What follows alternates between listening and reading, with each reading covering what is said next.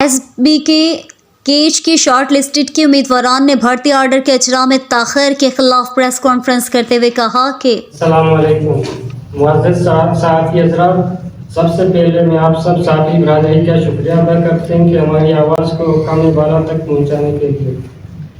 جیسے کہ آپ سب کو پتہ ہے کہ 26 فروری 2023 کو محکمہ تعلیم کے لگ بھگ 9000 کے قریب گریڈ 9 تا 15 کے اساتذہ کی کالی اسامیاں ایس بی کے ذریعے مختلف اخباروں میں مشتہر کی گئیں۔ صوبہ بھر سے نوجوانوں نے بڑھ چڑھ کر حصہ لیا۔ تقریباً مئی اور جون میں ٹیسٹ منعقد ہوئے اور جس کا نتائج جولائی میں اعلان ہونا تھا۔ در اثنا ایک غیر متعلقہ شخص جس کا ان آسامیوں سے کوئی تعلق نہ ہونے کے باوجود کرپشن اور بے قاعدگی کی بنا پر بلوچستان اور ہائی کورٹ میں کیس دائر کیا جو 9 مہینے چلا، لیکن وہ شخص کسی قسم کا کوئی ثبوت عدالت میں پیش نہ کر سکا۔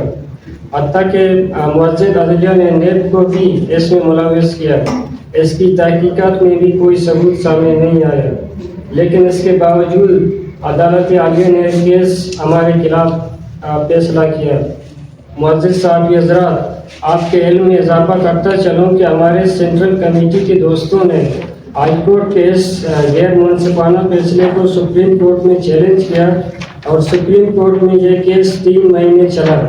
بلاکن 24 اپریل 2024 کو سپریم کورٹ نے بلوچستان ہائی کورٹ کے فیصلے کو مسترد کرتے ہوئے پاس کینڈیڈیٹس کے حق میں فیصلہ دیتے ہوئے یہ احکامات جاری کیے کہ بلوچستان ایجوکیشن ڈپارٹمنٹ کو کوڈل اور فارمیلٹیز کو پورا کرتے ہوئے جلد از جلد ان آسامیوں کو پر کرے۔ معزز صحافی حضرات، یہاں ایک اور اہم مسئلہ کی طرف آپ لوگوں کی توجہ مبذول کرانا چاہتا ہوں کہ بلوچستان کے موجودہ گورنمنٹ نے سپریم کورٹ کے فیصلے کو صاف ماننے سے انکار کیا۔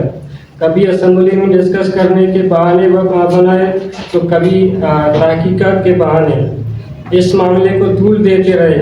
حکومت کے اس بدنیتوں کو بھانپتے ہوئے پاس کینڈیڈیٹس نے 3 مرتبہ بلوچستان اسمبلی کے سامنے دھرنا دیا۔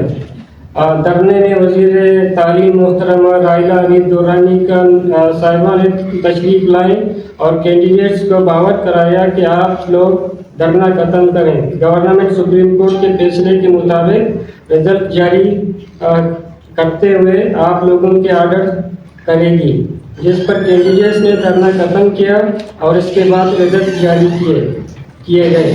اور معزز صحافی حضرات، اس بدنیت گورنمنٹ نے پھر ڈی آر سی کے معاملات میں مداخلت کرتے ہوئے صوبائی سطح پر بھی پی آر سی کمیٹی بنائی جو غیر قانونی تھی۔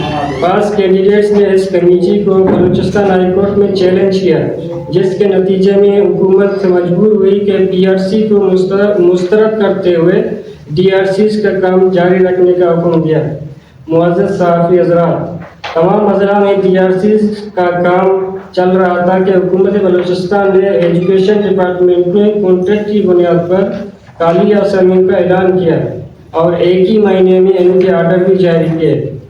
ادھر ڈی آر سیز مکمل ہونے کے مراحل میں تھے کہ کچھ اضلاع کی لسٹیں اپروول کے لیے بھی بھیجی گئیں۔ اسی دوران ایک اور غیر متعلقہ شخص نے بشمول دیگر چند ساتھیوں کے مختلف درخواستیں دیں، اور جن میں ایک کا موقف تھا کہ ایف اے سی والوں کو لسٹ نکال دیں جن کی تعلیمی قواعد مکمل نہیں۔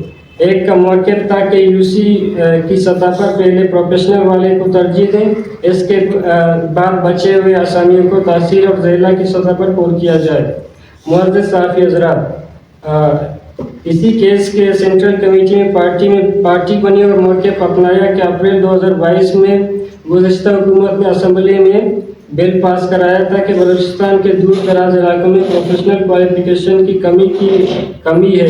اسی مجبوری کے مد نظر رکھتے ہوئے حکومت بلوچستان نے ون ٹائم ریلیکسیشن بل پاس کرایا تھا کہ یو سی میں پروفیشنل کوالیفیکیشن نہ رکھنے کی صورت میں نان پروفیشنل والے بھی اپلائی کر سکتے ہیں، جبکہ گریڈ 9 کے اسامیوں کے لیے ایف اے سی والے بھی اپلائی کر سکتے ہیں۔ بلوچستان ہائی کورٹ نے سینٹرل کمیٹی کے موقف کو مضبوط پاتے ہوئے اس کے حق میں فیصلہ سنایا۔ معزز صحافی حضرات، اب ایک بار میں بلوچستان گورنمنٹ کی بدنیتی کا مظاہرہ کرتے ہوئے اپنے ترجمان شاہد ہند کے ذریعے پریس کانفرنس کرائی کہ ایس بی کے پوسٹیں 3891 ہیں اور ان کے آرڈر کانٹریکٹ کی بنیاد پر ہوں گے۔ معزز صحافی حضرات، آج اس پریس کانفرنس کے ذریعے ہم تمام شارٹ لسٹڈ کینڈیڈیٹس وزیر تعلیم محترمہ راحلہ حمید دورانی صاحبہ اور سیکریٹری ایجوکیشن صاحب جناب صالح ناصر صاحب کو آگاہ کرنا چاہتے ہیں کہ اگر شارٹ لسٹڈ کینڈیڈیٹس کی اسامیاں کم کی گئیں یا انہیں کانٹریکٹ پر تعینات کیا گیا تو ہم ان کے خلاف سپریم کورٹ میں جانے کا اختیار رکھتے ہیں۔